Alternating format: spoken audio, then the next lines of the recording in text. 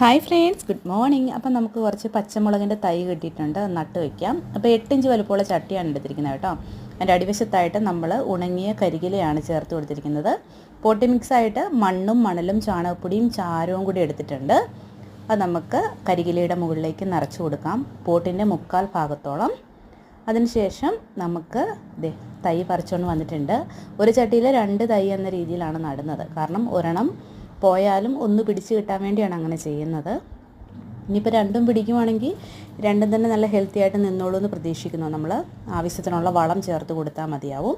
അപ്പോൾ നമുക്ക് ചട്ടിയിൽ 2 എണ്ണം വെച്ച് നട്ടു കൊടുത്തതിന് ശേഷം നടാം. അപ്പോൾ നമ്മൾ അവധിക്കാലത്ത് കുട്ടികളെ എല്ലാ കാര്യത്തിനും ഉൾപ്പെടുത്തുക. അവർക്കൊരു നല്ലൊരു റിലാക്സേഷൻ ആയിരിക്കും ഇതൊക്കെ ചെയ്യുന്നത്. അപ്പം ചട്ടിയിൽ നമ്മൾ വെള്ളമൊക്കെ നനച്ച് തണലത്തേക്ക് മാറ്റി വെച്ചിട്ടുണ്ട്. ഇനി വേരൊക്കെ പിടിച്ച് ചെടി നിവർന്ന് നിന്നതിന് ശേഷം വെയിലത്തേക്ക് മാറ്റി വെക്കാം.